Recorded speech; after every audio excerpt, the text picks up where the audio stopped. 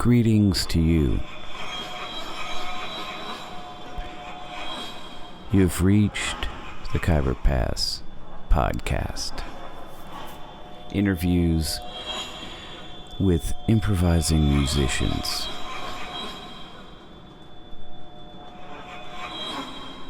Brought to you, as always, by the Khyber Pass Cafe in St. Paul. Voted number 1 Middle Eastern restaurant for 2019.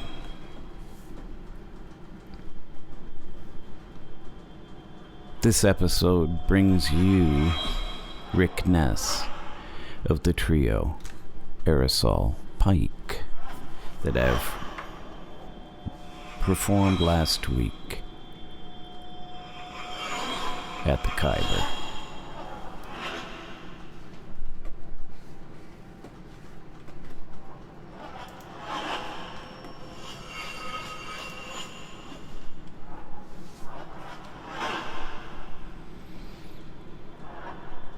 Aerosol Pike, comprised of 3 free improvising musicians. Philip Mann and Ryan Reber are the other co-conspirators. Rick Ness reeds and percussion. He took the time to sit down and share a bit of his history.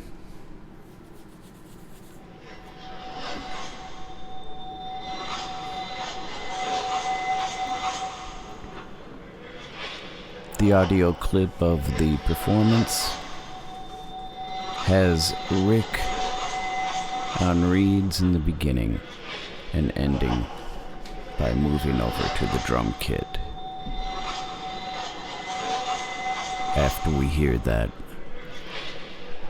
we'll move into the interview. And here you are.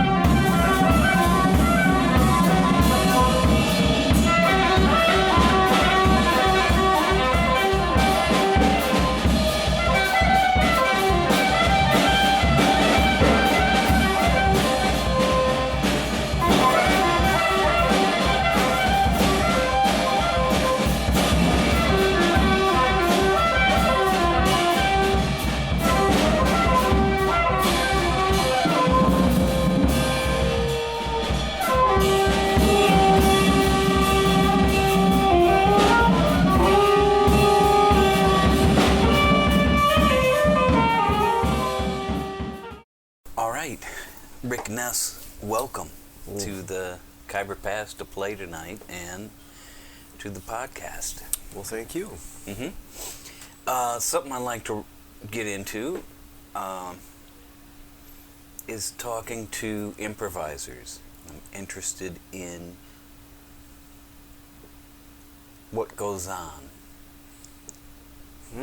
inside a cat and when they're pursuing that particular bugaboo. You mean like while playing, or Pardon just while playing it, or? Yeah, everything about it, before, after, just ideally, what do you think? You know, that kind of thing. But we'll just kind of maybe go into a little bit of your backstory. So, you're originally from? South Minneapolis. All right. Still live in South Minneapolis. Yeah! Yeah. That's continuity. Yeah. Yeah. Yeah.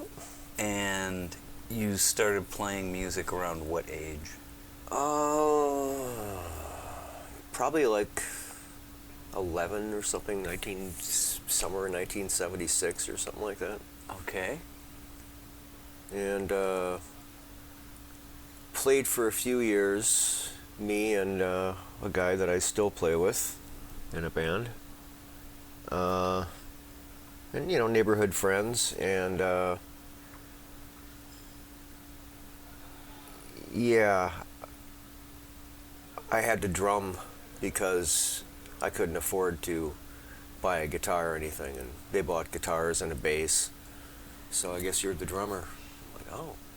Well, but I didn't know how to drum. There was a drum kit there already? No, was that the idea? Actually at that time, what I did is I had a plastic snare with plastic lugs, plastic head. Yeah. And I had it duct taped to a barbecue stand. And then I had a tin cymbal with rivets in it hanging from a string from the ceiling. And then Ashley had a real bass drum, actually, that I still have and use. It's a nice bass drum, but that was it. But I couldn't play at all. You couldn't play. I couldn't play a beat or anything. I had no clue. Were you what interested to do. in doing it? Oh, was yeah. it just kind of like super interested? Yeah. And so we were all learning at the same time. Okay. And it seemed like within just a few months, those guys could play chords. Those guys could play chords and sing a song. Yeah. It's like, when are they gonna figure out that I'm not even doing this? I'm just like, how come they don't even look back and go, what are you doing? Because I didn't know. Yeah. Then finally, I had they actually bought me an old used drum set, and that really didn't change anything. So I had a 4-piece set, but yeah. I still couldn't play anything. And then finally, you know, I used to practice like a half a block from my house. They'd call me up and go, where are you? Why aren't you at practice? And I'm like, I just sat down to eat. Well, you know we practice at 6. You know, I'm just basically terrified to go over there because these guys are getting good. They're getting good, and you I feel like can't you got play no anything. moves. Nothing. See, now when you say that, though... But it was true. I even have a tape that I can prove it. It's true. I would like to hear that, It's actually. crazy. Like, what am I doing? What? But you were like one of their lads. You guys are Yeah. buddies. And it's like, they're just like, fuck it, man. Come on down. We're doing it. Yeah, but like I said, it was just like, no, they're going to finally figure this out and have to actually get a drummer. And I was just scared. So I just didn't want to do it because I was scared. And finally, they just were like, they kicked me out. Yeah. It's like, you know, he's not interested. And then they got another drummer who could play. They played for about maybe 8 months or a year, and I didn't even play my drums. Then I got a call in, early 1979. He said, yeah, we're starting a new band and want to know if you want to come over and try out for drums. And I'm like, what? I don't know why, but I said, okay. And so I went over there. It was like between me and another friend of mine who sadly passed away, Norm Rogers, last year. But and so I set up my drums, and they start playing, you know, like whatever, a Clash song or whatever, and I'm playing. Yeah. Like actually playing. and I've never played. It was like, whoa, what happened? And they're like, wow, that sounds great. Yeah, we're gonna take you. And I'm like, what? Well, wait a minute. But you hadn't practiced, or nope. I had never figured it out, and I still hadn't figured it out. For some reason, I was actually all of a sudden playing. And in a way, instead of trying to figure that out, to this day, I still kind of have the same technique that I apply toward every instrument that I play, except for guitar. I have to actually practice the guitar. Mm-hmm. And what that is I just listen to the guy in my head playing. Mm-hmm. You know, Mm-hmm. what I would like to hear being played. And then I play it. Unless I'm start realizing that that's what I'm doing, is that I'm playing. It's got to be that guy in my head. So that's to this day how I play. Let's say you become like an objective bystander to your own playing. That can happen. What happens to y'all when you become aware that you are playing and you're and what you're doing, sort of objectively?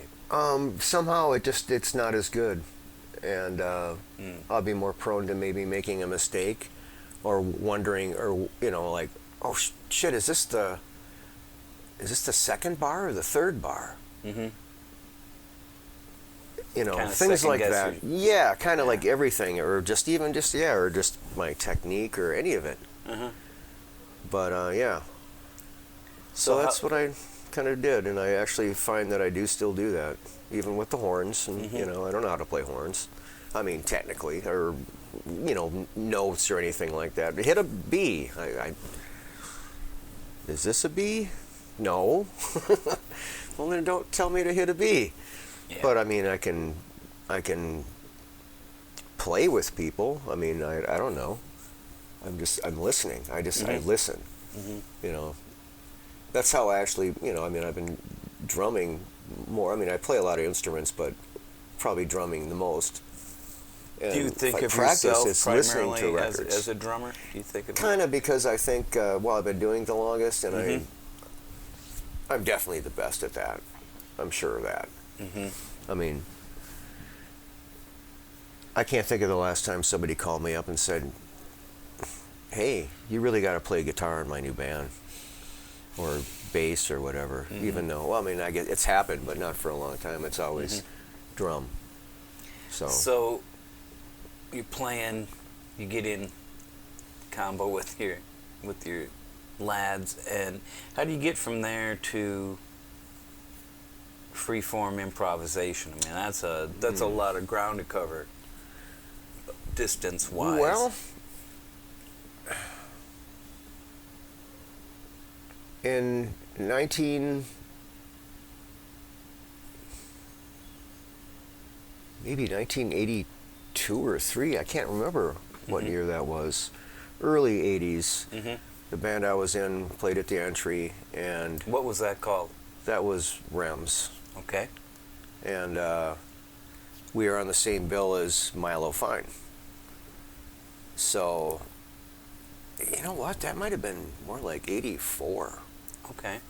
And so we played with Milo, and our bass player was like, oh man, that guy's really good, man. It's going to be some weird shit. Yeah. And I'm like, huh? And then I, see the setup. I'm like, yeah, I don't know what to expect. And then, he played, and it was like, wow, that's fucking badass. I don't know what's going on, but it's fucking badass. And I really... And he was doing what, like a solo set, or no, was he in combo with some people? Yeah, he was with other people, and I can't even remember who. Mm-hmm.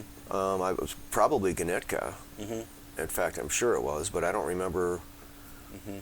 Maybe it was even, I don't even know. I can't remember, but that really, when I realized that he wasn't playing written stuff, was like, oh, I guess that's why I couldn't tell what was going on. Or, is that a song? What do you call that? I don't know. I mean, like, but that it was just, an emotional thing, you know. You get something out of it, the same thing you would get out of seeing your favorite band play, you know, kind of, I think. But, you know, then I just started being a little bit more aware of that. Like, I'd also, you know, among all the other music that I've loved, the very first thing I ever listened to was big band jazz. Was actually the very first music I ever liked. Okay. You know, but it took me actually quite a while. It probably took me to the early '90s to even discover that John Coltrane also played free. You know, and then just discovering that whole thing and what that meant, like, and I was just like, oh. But for me to actually to play it,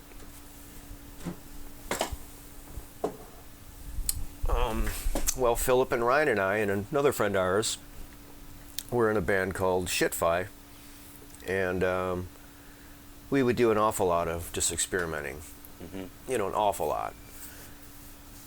Not in the jazz sense, just basically freaky and whatnot, who knows what. But, and then that band ended, and then we started a band called Thornbacks, which was actually the same people, that was more or less based on just improvisation. We had a number of songs, but like if we played live, we would only like, well, at least what I remember, we would more or less play.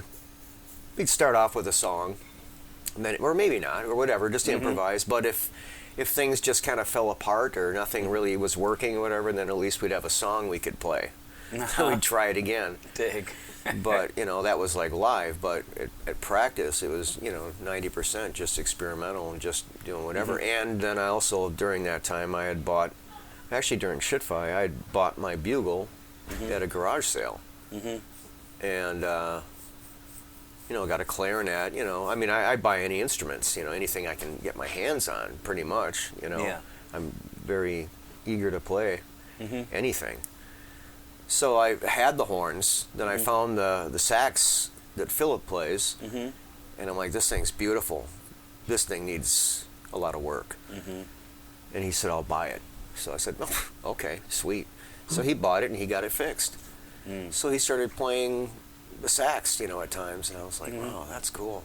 Yeah. Like, maybe I should play that bugle for more than just pulling it out for, you know, a recording, because that's, you know, what I was doing. It's like, oh, I hear a horn part on this, and I just sit there and try to figure out the notes that I'm trying to play, then just get that recorded, and that was it. And then I thought, wow, trying to play that free, and it was just like, whoa, that's fun. It's like, I feel like I can play it. Too bad I don't know what I'm doing or what the notes are or anything like that, you know? And so we just did that, and then Ryan bought a horn, and next thing you know, we're doing all horns and drums. Yeah. You know, it wasn't anything planned, or it just happened.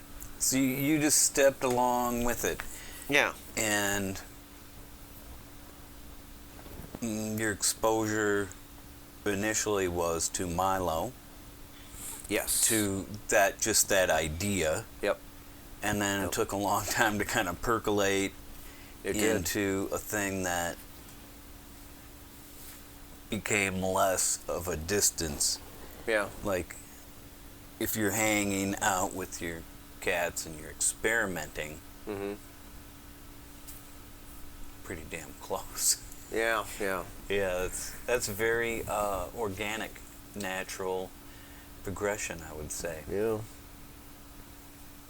But yeah, there's no thought into it. We didn't have any plans or anything like that of anything. But it's just that, you know, as you know, when you're just playing and you're not, you know, going, oh, I'm going to play this chord or whatever. You're not thinking about it. You're just feeling, it's emotion. You know, that's how I look at it. It's just like our emotion.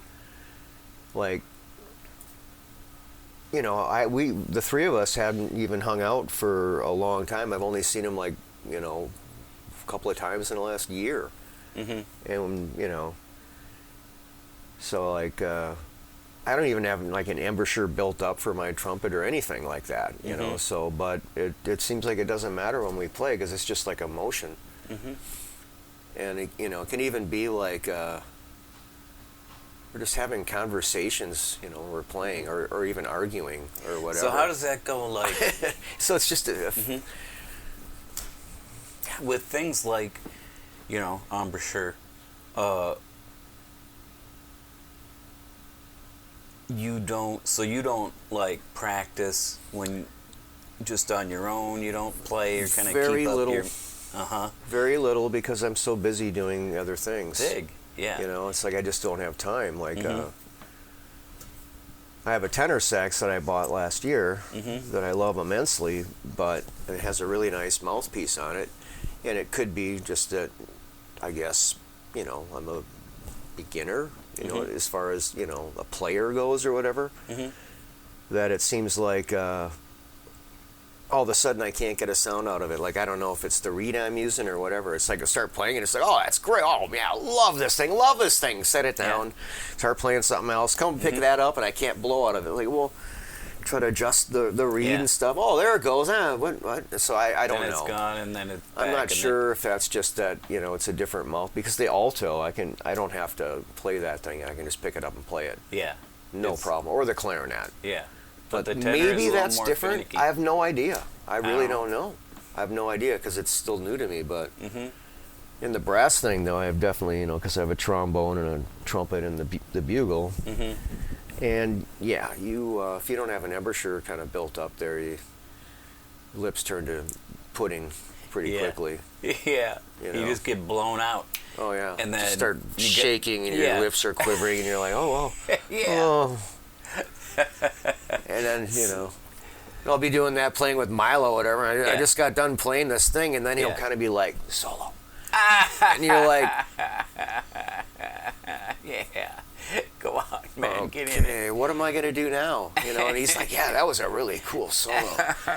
It was like, just try really hard. Okay, wait a second. Oh, God. Oh, yeah, I hit a note. Oh, God. Yeah. You know what I mean? So I don't know. I mean, you know, I'm kind of sarcastic about that, but yeah, you know what I mean. I hear you. Yeah. So I don't really know. So it sounds like you take a relaxed, natural attitude, like very much. You haven't hung with the other two players, but it's just like hanging out with somebody. You don't practice a conversation at home. Exactly. Well, I do actually. I write it out and I memorize it, but you like to just step into it then. And very much like you think of it, you mentioned conversation and emotion and.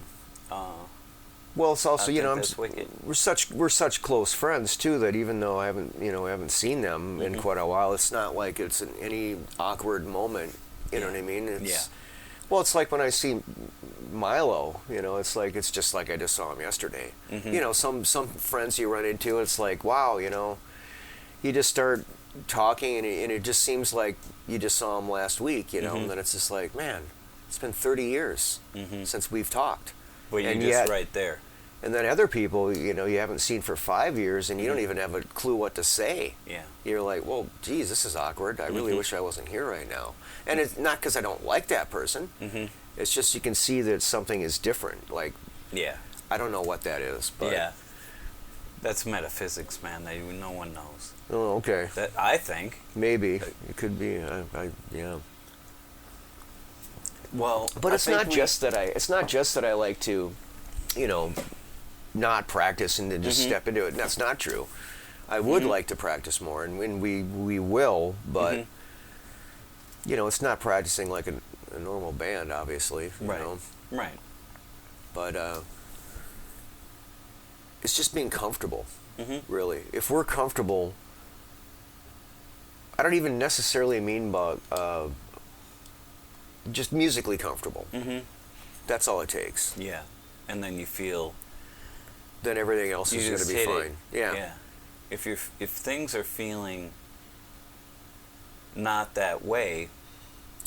Yeah, it's tough. Then if you I might can't tighten up, become awkward. Yeah. Or, if I can't express emotion somehow, like, you know what I mean, like Well, you know, when you play, it just comes out of you. It's just like release, like, you know, oh my God, like, you know, like somebody who like frantically does a painting and finishes it in an hour and they're done and they're just soaking wet in sweat and they're just like, ah, you know, it's like, yeah, you needed that. You know, it's, and if you don't have that feeling of emotion or communication or something like that, then it's really difficult. That's a key element for you. That's when I start realizing that it's like, geez, I really wish I knew, you know, chord structures and notes all of a sudden. Oh, right. But I don't feel like I have to know any of that stuff, you know. Right. You know, I've played with people that are extremely musically educated that really like playing, you know, with me or us. And I just think that's like, huh? I don't get that. But it must just be, I don't know. Is it the emotion? It certainly isn't like, you know, like nobody's gonna say, wow, yeah, that Rick, man, that guy, man, he plays the shit out of the sax. Yeah. Wow. You know, they're not gonna say that. You're not a shredder. No. But there's because I've pondered on this topic quite a bit, and I believe it's because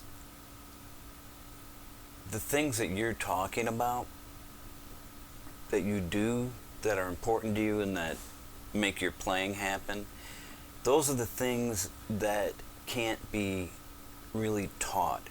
They're not available at a music school. Yeah. You can't go in and take classes in. How do you teach free? Yeah.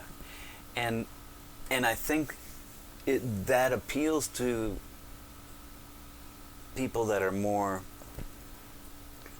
trained and have woodshedded, and because that is an element that in some ways either you have it or you don't.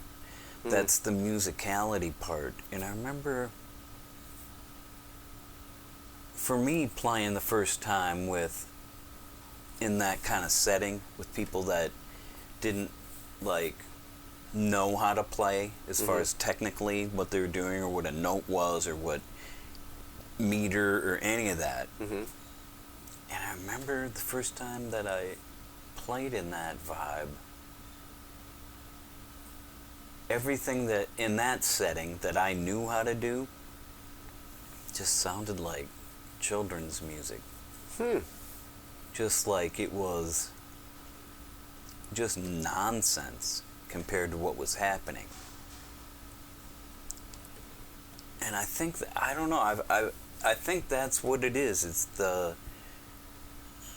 It's that genuine soul that's happening, as opposed to, well, here's a run that I know and I can play it really well and with feeling, but it's different. So, well, I also remember, I can't remember if it was Trees or Santa's Lap that I was in, but we played shows with TVBC. oh yeah? Oh yeah. And I remember wondering, like, how much of what you guys were doing was strictly written and how much per song was spontaneous. Because I couldn't tell. You know, I couldn't tell, and I was just like, and that's part of that. So how much of it was spontaneous? Oh, we had, I mean, that was a rock trio in just like big, in the big terms of what was happening. But we would have some things that were completely the whole thing from the beginning to end. Yep. I remember thinking about those like an escalator ride. Like you get on it and it just has one place it's going to go and you don't get off of it. You know, it's just a piece of music. Everything is fucking structured. Oh, I see. So we had some like that, and then we had other ones where it would be just a beginning form, Yeah. and then free. Okay. And so we would go in between those two realms and have different degrees of structure versus being able to just flow and get into it. And that was always became a more and more important thing to me, where, that's where the shit was for me eventually. And the other was not very musically rewarding, because playing a set tune that just goes through all its changes and there's no real improvisation other than just a smidge, but so that's what that combo was like. I mean, between those two things, and eventually really focused more on the latter. I'm sorry I don't remember that, but that was so long ago, and it's hard to remember stuff like that for me. Yeah. But my whole life's been music, so I kind of remember all of it. Yeah. It's all that I've done. It's all that's ever mattered, really. So. Oh yeah, I same do here. remember it all. Yeah. Can't think of how many times,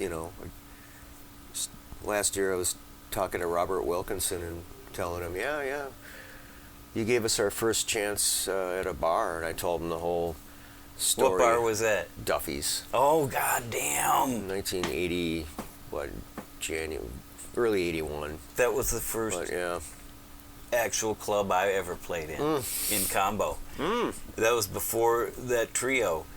And it was at that, and just because you say it, and then it gets me pumped up. But I remember that's the first sound system I ever played through.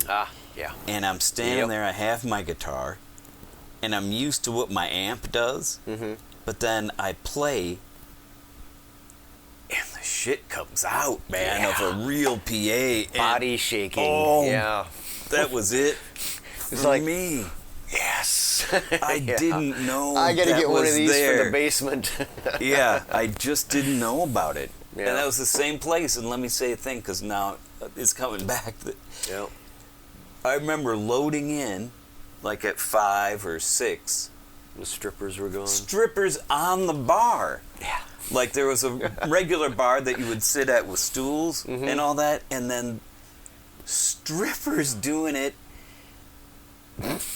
in that thing, and I'm like, we're wheeling in our shit, and you're like, and then somebody's like taking all their clothes off. Yep. That was so fucked up, that scene. Well, see, now I don't really talk with and people I was that only, existed inside of that. 15 at the time too, so it was that was really something. It's funny, you're right though about the PA. I remember the first time that they said, okay, now the snare. Dude, you had to just die. I'm like, wait a minute. What? No. Yeah, and then the guitar, it was just like, I'm telling you, man, I'm still chasing that feeling. it's like, jeez. The very first time you... Oh. Yeah. Damn. I've never actually thought about that. That's funny you brought that up. Yeah. But it's that first time you're in like an actual place as a PA. Yep. Fucking hell, man. Yep. That's great that you that I can hear about that from you and remember that, because it was a long time ago, and most people are real young and they don't remember stuff like that. It's way before their time. So I was saying, like, we're talking to Wilkinson about that, and he's like, I just, I was doing a lot of coke back then or whatever. He's like, I'm sorry, I just don't remember anything. Yeah. And it's like, but, he's a very nice guy. But, I mean, there's a lot of people that I've brought stuff up, they just have no idea what I'm talking about. The first time I saw you was at the Longhorn. You're like, what?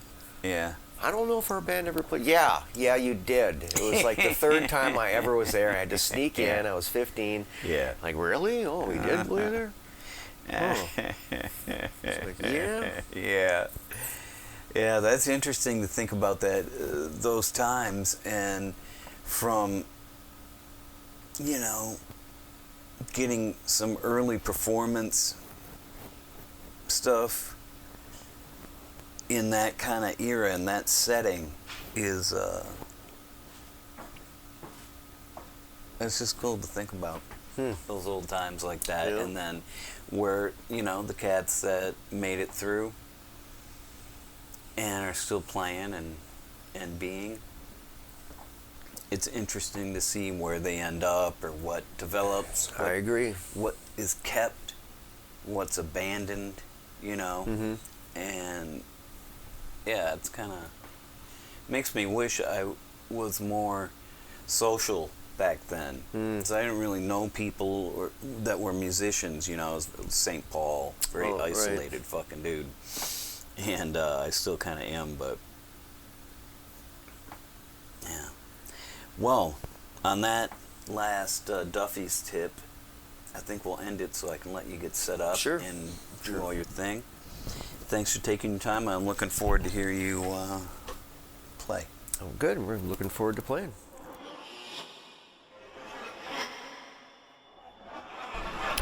Rick Ness. Our interview this week. I'm your host, Paul Metzger.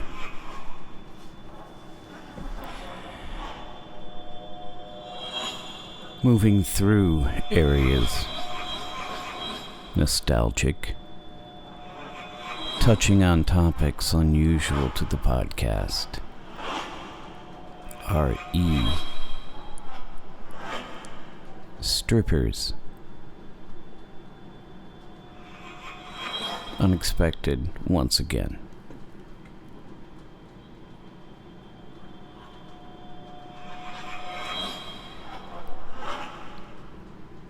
I hope you could dig the interview and the others that have been presented.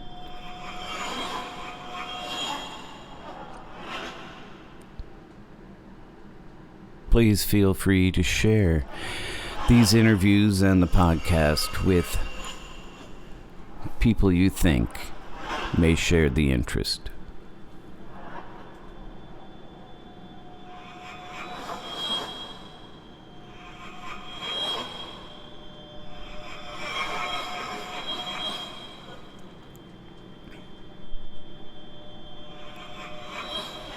Feeling midstream.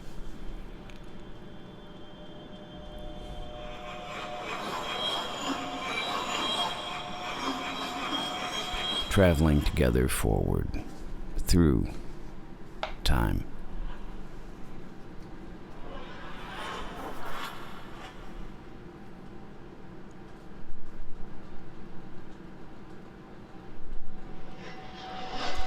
The spontaneity of each moment revealing itself.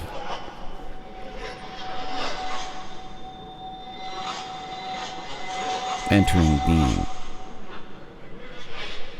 and floating downstream. Improvisation.